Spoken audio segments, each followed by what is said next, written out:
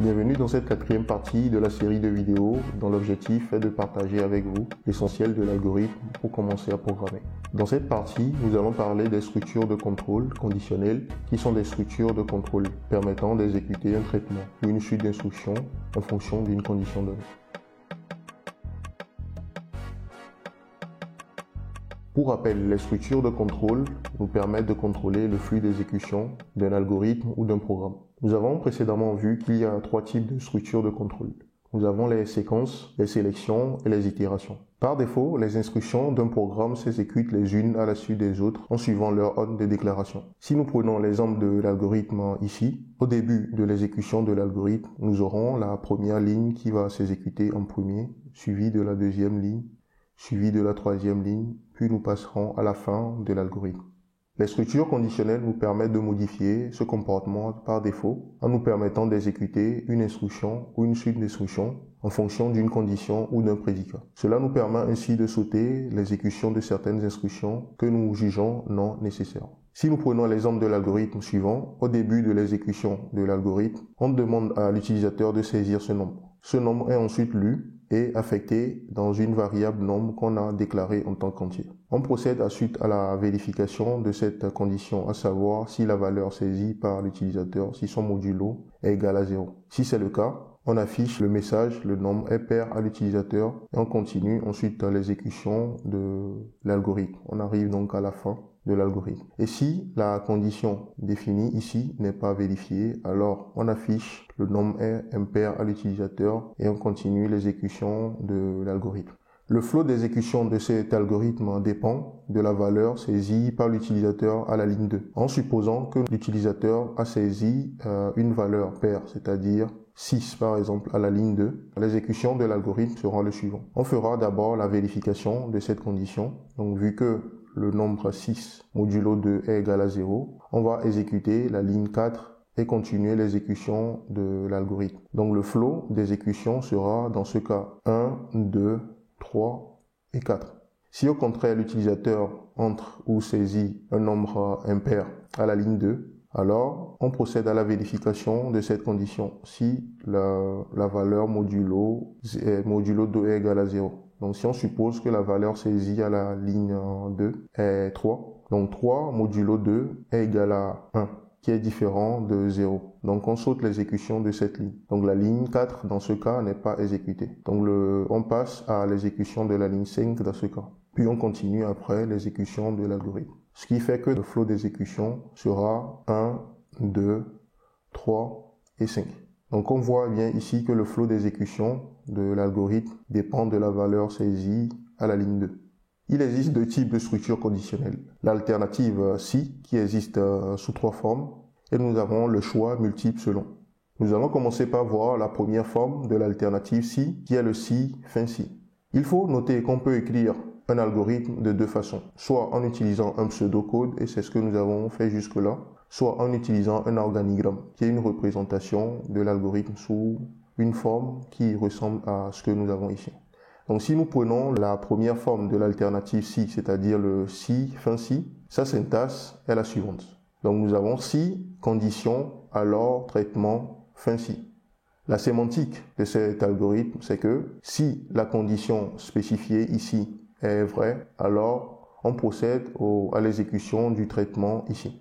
Sinon, on continue l'exécution de notre algorithme. Il faut noter que la condition ici est une expression booléenne, c'est-à-dire une expression dont l'évaluation retourne une valeur qui est égale à vrai ou faux. Le traitement ici est une instruction ou une suite d'instructions. Donc si nous regardons l'organigramme, lors du début de l'exécution, on vérifie la condition que nous avons définie ici. Donc on vérifie cette condition. Si cette condition est égale à faux, alors on continue l'exécution de l'algorithme. Si par contre l'évaluation de cette condition retourne une valeur qui est vraie, alors on exécute le traitement défini ici et on continue ensuite l'exécution de l'algorithme.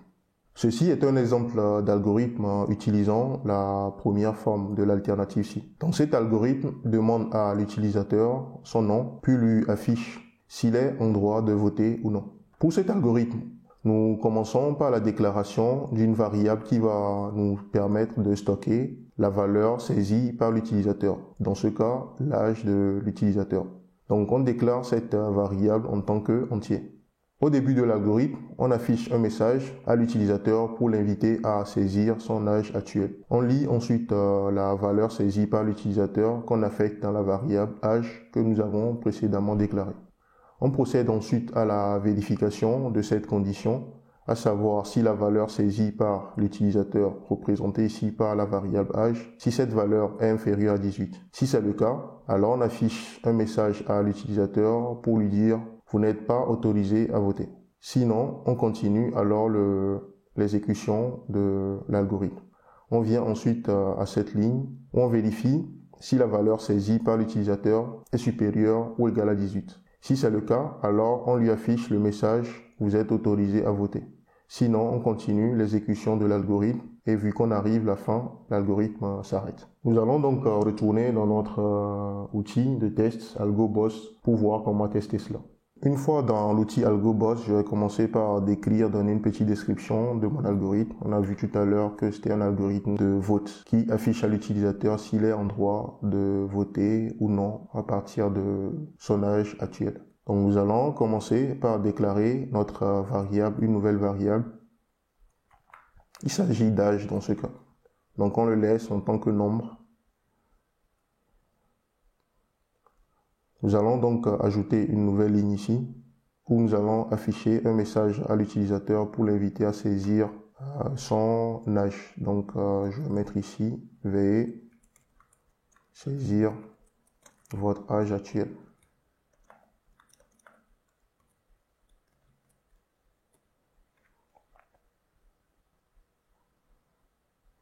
Nous allons ensuite ajouter une nouvelle ligne qui va nous permettre de récupérer la valeur saisie par l'utilisateur et l'affecter dans une variable. Donc je vais ajouter la lecture d'une variable. Donc il s'agit de la variable âge. J'ajoute une nouvelle ligne à partir de laquelle je vais commencer par écrire ma condition. Donc nous avons vu tout à l'heure que nous allons vérifier une condition. Donc sur AlgoBoss pour le faire, on utilise le bouton ajouter si alors. Donc ici, je précise la condition qui doit être vérifiée pour afficher un message donné. Donc dans mon cas, je vérifie si l'âge de l'utilisateur est inférieur à 18. Alors je lui affiche un message. Donc c'est ici, en l'intérieur du début si et du fin si, que j'insère mon message à afficher à l'utilisateur. Donc ici, je lui affiche « Vous n'êtes pas autorisé à voter ».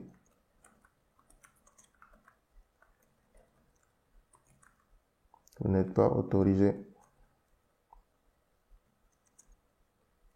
à voter.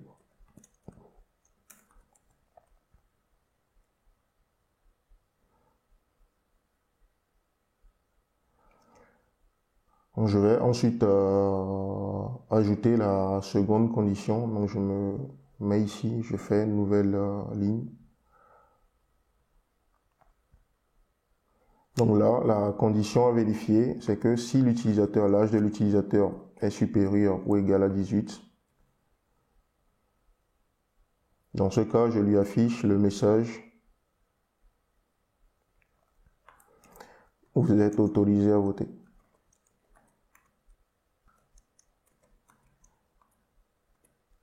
Vous êtes autorisé à voter.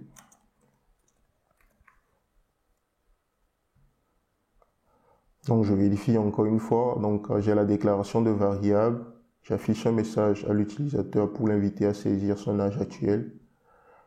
On lit l'âge qu'on affecte dans une variable, on vérifie si cette valeur saisie est inférieure à 18. Si c'est le cas, on lui dit qu'elle n'est pas autorisée à voter. Sinon, on continue l'exécution de l'algorithme, on arrive ici, on vérifie encore si cet âge est supérieur ou égal à 18. Si c'est le cas, on lui affiche le message « Vous êtes autorisé à voter ». On continue ensuite l'exécution de l'algorithme qui s'arrête ici. Donc on peut tester cela pour voir ce que ça donne. Donc je vais lancer mon algorithme. Donc on me demande ici mon âge. Donc dans un premier temps, je vais saisir l'âge qui est inférieur à 18. Je fais entrer. Donc on me dit ici que vous n'êtes pas autorisé à voter. Donc c'est bon pour le premier cas. Je teste encore. Je mets maintenant l'âge qui est supérieur à 18. Donc je mets par exemple 21 ici. Je fais entrer. Donc on me dit vous êtes autorisé à voter. Donc je fais un dernier test. Je mets par exemple la valeur 18. Donc on me dit que vous êtes autorisé à voter. Donc l'algorithme marche comme escompté. Si nous revenons à notre présentation, l'algorithme que nous venons d'écrire, son organigramme se présente comme suit. Au début de l'algorithme, on demande à l'utilisateur de saisir son âge actuel. On lit la valeur saisie par l'utilisateur qu'on affecte dans la variable âge. On vérifie ensuite si l'âge de l'utilisateur est inférieur à 18. Si c'est le cas, alors on lui affiche ce message et on continue l'exécution de l'algorithme. Si cette vérification retrouve une valeur qui est fausse, alors on ne fait rien, on continue l'exécution de l'algorithme. Donc arrivé ici, on vérifie encore cette condition, c'est-à-dire si l'âge, la valeur saisie par l'utilisateur est supérieure ou égale à 18. Si c'est faux, cette condition retourne faux, alors on ne fait rien et on continue l'exécution de l'algorithme. Si cette valeur retourne vrai, alors on affiche un message à l'utilisateur qu'il est autorisé à voter. Puis on continue l'exécution de l'algorithme. Arrivé ici, vu qu'on arrive à la fin de l'algorithme, on s'arrête là. Nous allons maintenant voir la deuxième forme de l'alternative si, qui est le si, sinon, fin si. La syntaxe de cette deuxième forme est la suivante. Nous avons si, condition, alors traitement 1. Sinon, traitement 2, fin si. La sémantique derrière cette deuxième forme, c'est que si la condition spécifiée ici est vraie, alors on exécute le traitement 1. Sinon, si cette condition n'est pas vérifiée, alors on exécute le traitement 2 et on continue l'exécution de l'algorithme ou du programme. Donc nous avons ici l'organigramme de cette deuxième forme. Donc nous avons ici une condition que nous vérifions. Donc si cette condition retourne faux, alors on exécute le traitement 2 et on continue l'exécution de l'algorithme. Si la vérification de cette condition retourne vrai, alors on exécute le traitement 1 et on continue l'exécution de l'algorithme. Il faut noter qu'on utilise cette deuxième forme lorsque nous avons deux ou plusieurs traitements dont l'exécution d'un exclut automatiquement l'exécution de l'autre. Nous avons ici l'exemple de l'algorithme de vote de tout à l'heure qui est écrit en utilisant la deuxième forme. On commence par déclarer une variable qui va nous permettre de stocker la valeur saisie par l'utilisateur, c'est-à-dire l'âge dans ce cas. On déclare cette variable en tant que entier. Au début de l'algorithme, on invite l'utilisateur à saisir son âge actuel. On lit ensuite la valeur saisie par l'utilisateur qu'on affecte dans la variable âge. On vérifie ensuite si l'âge, c'est-à-dire la valeur saisie par l'utilisateur, est inférieur à 18. Si c'est le cas, on lui affiche ce message. Sinon, on lui affiche le message ici et on continue l'exécution de l'algorithme. On arrive à la fin et l'algorithme se termine. Donc ici, on voit qu'on utilise l'alternative, la deuxième forme de l'alternative si, parce que les deux conditions ici sont des conditions qui s'excluent. C'est-à-dire que si l'utilisateur, son âge est inférieur à 18, automatiquement, c'est que son âge ne peut plus être supérieur ou égal à 18. Donc cela exclut l'exécution de ce traitement. Donc ces deux traitements s'excluent, raison pour laquelle on a pu utiliser la deuxième forme ici. Nous allons donc réécrire notre algorithme à partir de AlgoBoss en utilisant la deuxième forme. Donc comme pour tout à l'heure, je vais commencer par déclarer la variable. Donc ici, j'ajoute la variable âge que je déclare en tant que nombre. J'ajoute ensuite une nouvelle ligne. Donc ici, je vais dans un premier temps afficher un message à l'utilisateur pour l'inviter à saisir son âge actuel.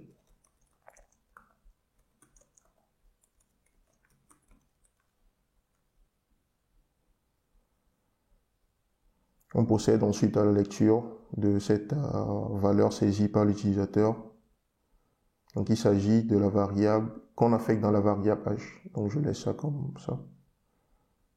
J'ajoute ensuite une nouvelle ligne qui va me permettre de vérifier les conditions dans lesquelles j'affiche les messages à l'utilisateur. Donc ici je mets âge. Si l'âge est inférieur à 18, je vais afficher un message à l'utilisateur. Ici, dans AlgoBoss, il me suffit de cocher cette case qui me permet d'ajouter le traitement alternatif ou la condition alternative. Donc, je fais OK.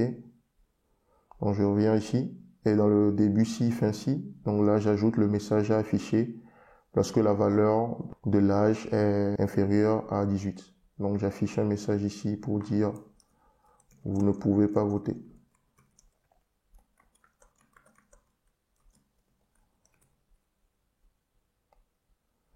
Donc, je reviens ensuite ici. J'ajoute encore le message, j'ajoute le message à afficher ou le traitement à faire lorsque l'âge de l'utilisateur n'est pas inférieur ou égal à 18. Donc, dans ce cas, je lui affiche le message « Vous pouvez voter ». Vous pouvez voter. Donc, nous allons ensuite procéder au test de l'algorithme. Donc, je lance l'algorithme. Donc ici, je saisis d'abord une valeur qui est supérieure à 18. Donc, on me dit, vous pouvez voter. Je fais un autre test. Donc, je saisis une valeur qui est inférieure à 18, par exemple 16. Donc, on me dit, vous ne pouvez pas voter. On continue. On fait un dernier test. On saisit la valeur 18. On me dit là que vous pouvez voter. Donc, on a notre algorithme qui marche bien et nous avons utilisé la deuxième forme de l'alternative si pour l'écrire. Donc, si nous retournons à notre présentation, l'algorithme que nous venons d'écrire, son organigramme est le suivant. Donc, on commence l'exécution. On invite l'utilisateur à saisir son âge actuel. On lit la valeur saisie par l'utilisateur qu'on affecte dans la variable âge. On vérifie ensuite si cette valeur saisie par l'utilisateur est inférieure à 18. Si c'est le cas, alors on lui affiche le message « Vous n'êtes pas autorisé ». On continue ensuite l'exécution de notre algorithme et vu qu'on arrive à la fin, on s'arrête là. Si au contraire, lors de la vérification de cette valeur, on remarque que la valeur n'est pas inférieure à 18, c'est-à-dire que la vérification retourne faux, alors on affiche le message « Vous êtes autorisé à voter à l'utilisateur ». Puis on continue l'exécution de l'algorithme. Vu qu'on arrive à la fin, on s'arrête là. Donc l'algorithme se termine. Nous allons maintenant voir la troisième forme de l'alternative si, qui est le si, sinon, fin si. La syntaxe de cette troisième forme est la suivante. Donc nous avons si, condition 1, alors traitement 1. Sinon, si, condition 2, alors traitement 2, sinon, traitement 3, fin si. La sémantique derrière cette syntaxe, c'est que si la condition 1 est vérifiée, alors on exécute le traitement 1. Sinon, alors on continue l'exécution de l'algorithme. On vérifie ensuite si la deuxième condition spécifiée ici est vraie. Si c'est le cas, alors on exécute le traitement 2. Et dans le cas contraire, c'est-à-dire si aucune des conditions en haut, ici, c'est-à-dire de si jusqu'au sinon n'est pas vérifiée, alors on exécute le traitement 3 et on continue l'exécution de l'algorithme. Donc nous avons ici l'organigramme qui décrit cet algorithme ou cette troisième forme. Donc on a une condition 1 ici qu'on vérifie. Si la condition est vraie, alors on exécute le traitement 1 et on continue l'exécution de l'algorithme. Si cette condition est fausse, alors on continue, on vient là. On vérifie si la condition 2 est vraie. Si c'est le cas, alors on exécute le traitement 2, on continue l'exécution. Et si cette condition 2 n'est pas vérifiée, alors on exécute le traitement 3 et on continue l'exécution du programme. Comme exemple, nous avons ici un algorithme qui demande à un développeur son nombre d'années d'expérience pour ensuite lui afficher son grade. Concernant l'algorithme, on commence dans un premier temps par déclarer une variable qui va représenter la valeur saisie par l'utilisateur, dans ce cas le nombre d'années d'expérience. On déclare cette variable en tant qu'entier. Au début de l'algorithme, on invite l'utilisateur à saisir son nombre d'années d'expérience. On lit cette valeur qu'on affecte dans la variable que nous avons précédemment déclarée. On vérifie ensuite si la valeur saisie par l'utilisateur est inférieure à 2. Si c'est le cas, alors on lui affiche le message « Vous êtes junior », puis on continue l'exécution de l'algorithme ici. Donc on s'arrête. Si la condition ici n'est pas vérifiée, alors on continue l'exécution de l'algorithme, on vérifie ensuite cette condition. Donc nous vérifions si la valeur saisie est supérieure ou égale à 2. et si cette valeur est inférieure à 5. Donc cette condition nous permet de nous assurer que la valeur saisie est comprise entre 2 et 5. Donc si c'est le cas, alors on affiche le message, vous êtes confirmé à l'utilisateur, puis on continue l'exécution de l'algorithme. Donc on sort de tout ça, on arrive là. Donc si ce n'est pas le cas, c'est-à-dire si cette condition n'est pas vérifiée, alors on continue là. On vérifie si la valeur saisie est comprise entre 5 et 10 dans ce cas. Si c'est le cas, alors on affiche ce message à l'utilisateur, sinon on sort de la condition si. On continue l'exécution. Donc si aucune des conditions précisées ici n'est vérifiée, alors on tombe dans ce cas, c'est-à-dire le cas du sinon. Dans ce cas, on affiche le message à l'utilisateur, vous êtes expert, et on sort de l'exécution ou de la structure si.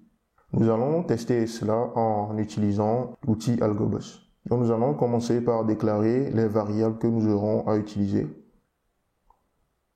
Donc je déclare la variable, je vais nommer cette variable expert comme expérience. Je vais ensuite ajouter une nouvelle ligne. Dans un premier temps, je vais inviter l'utilisateur à saisir le nombre d'années d'expérience. Saisir le nombre d'années d'expérience.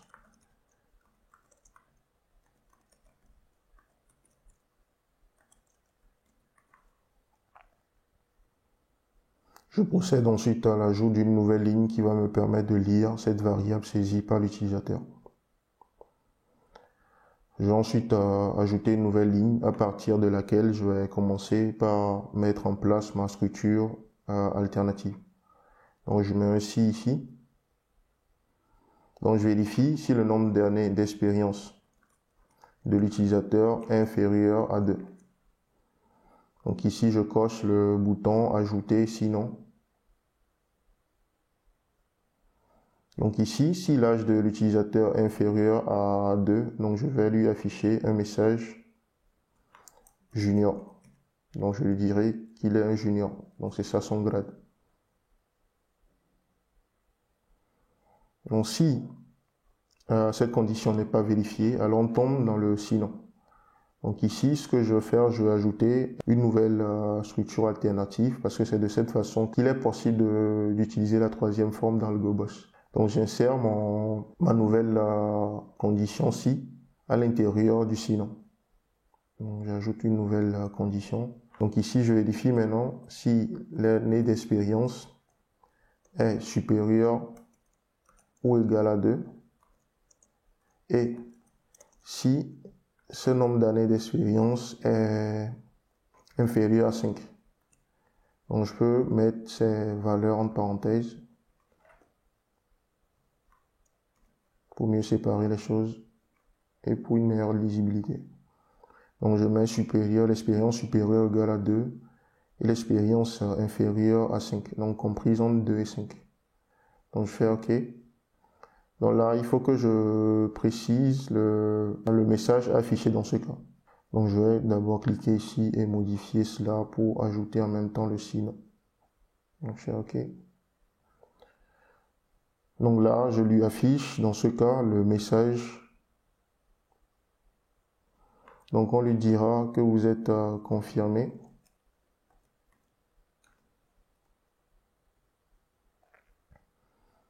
Donc dans le sinon, j'ajoute la nouvelle vérification de condition. Donc là, je vais vérifier si le nombre d'années d'expérience est supérieur à ou égal à 5 et nombre d'années d'expérience inférieur à 10. Le nombre d'années d'expérience inférieur à 10. Donc je mets encore une fois les parenthèses pour une meilleure lisibilité.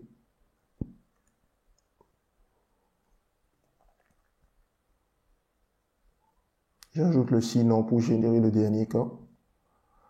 On fait OK. Donc là, je vais mettre le message à afficher lorsque le nombre d'années d'expérience est comprise entre 5 et 10. Donc dans ce cas, il s'agit de le grade, c'est senior. Donc je mets ici senior. Et si aucune condition défini depuis le début jusque-là n'est vérifié, alors on tombe dans le dernier cas. Donc dans ce cas, on affiche un message à l'utilisateur pour lui dire simplement qu'il est expert. Nous pouvons maintenant procéder au test de l'algorithme. Donc on vérifie une dernière fois si ce qu'on a recueilli est bon. Donc si l'expérience de l'utilisateur est inférieure à 2, alors on lui affiche le message junior. Sinon, si l'expérience est comprise entre 2 et 5, alors on lui affiche confirmé. Sinon, si l'expérience est comprise entre 5 et 10, on lui affiche le message senior. Et si aucune des conditions précédentes n'est vérifiée, alors on lui affiche le message expert. On teste là pour voir ce que ça donne. Donc je lance mon algorithme. Donc je saisis dans un premier temps une valeur qui est inférieure à 2 ans. Donc supposons que je mette 1. Donc j'ai le message junior qui est bien affiché, c'est bon pour ce cas. Je teste le cas où j'ai moins de 5 ans d'expérience, donc je m'attends à avoir le message confirmé. C'est bon également pour ce cas. Je teste le cas où j'ai plus de 5 ans d'expérience, mais moins de 10 ans d'expérience, donc je mets 8 par exemple. Donc là, j'ai le message senior, c'est bon également. Donc on va tester le dernier cas, qui est lorsque la valeur est supérieure ou égale à 10. Donc je mets 10. Donc j'ai le message expert. Donc ça montre que l'algorithme fonctionne bien en utilisant la troisième forme. Une chose à noter de façon générale au niveau des structures de contrôle, c'est que les structures de contrôle peuvent être imbriquées. On peut par exemple insérer une itération à l'intérieur d'une condition, c'est-à-dire une sélection, ou inversement. Donc vous l'aurez peut-être remarqué, c'est cette façon que nous avons utilisée tout à l'heure dans AlgoBoss pour pouvoir écrire notre troisième forme. Donc on a eu à insérer des si non à l'intérieur des si pour pouvoir avoir le résultat escompté. Comme exemple, nous avons cet exercice où on nous demande d'écrire un algorithme qui lit le code HTTP, c'est-à-dire une valeur saisie par l'utilisateur, pour ensuite lui afficher le type d'erreur et le message d'erreur en se basant sur le tableau ici. Donc, un exemple d'exécution, c'est que si l'utilisateur saisit, par exemple, le code 500, alors on va lui afficher le message erreur serveur, erreur interne au serveur. Et si l'utilisateur entre, par exemple, la valeur 400, on va lui afficher le message erreur utilisateur, mauvaise requête. Donc, dans le cas où la valeur saisie ne correspond à aucune des valeurs ici, alors on va afficher un message à l'utilisateur que le code HTTP n'est pas pris en charge. Donc un exemple de résolution de ce problème est le suivant. Donc ici, ce que nous allons remarquer, c'est que le si, nous avons ici une troisième forme de l'alternative si qui est imbriquée à l'intérieur d'une deuxième forme ici. Donc on a un si, sinon, si, fin si, qui est imbriqué à l'intérieur d'un si ici. Et pareil ici, nous avons également un si, une troisième forme ici, qui est également imbriqué à l'intérieur d'une troisième forme également ici. Donc nous avons des imbrications qui sont bien délimitées ici par des indentations. Je vous invite à tester cela vous-même ou à mettre la vidéo en pause pour voir en détail cet algorithme et l'implémenter. Après avoir vu les trois formes de l'alternative si, nous pouvons maintenant voir la structure conditionnelle à choix multiples qui est le selon, fin selon.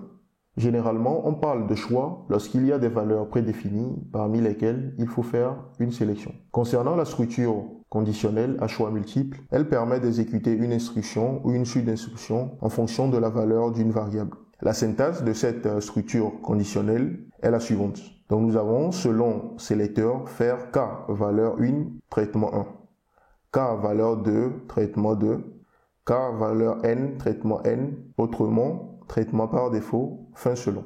La sémantique derrière cette syntaxe, c'est que pour une variable donnée, représentée ici par sélecteur, on procède à la vérification de la valeur de cette variable. On compare la valeur de cette variable à une liste de valeurs que nous avons définies. Donc cette liste de valeurs, il s'agit des valeurs 1, valeur 2, jusqu'à valeur n ici. Et lorsque la valeur de cette variable est égale à la valeur 1, alors on exécute le traitement 1 qui est le traitement associé. Si cette valeur est égale à valeur 2, alors on exécute le traitement 2, ainsi de suite. Et lorsque aucune des valeurs définies ici ne correspond à la valeur de cette variable que nous avons vérifiée ici, alors on exécute le traitement par défaut qui est le traitement associé au mot-clé autrement.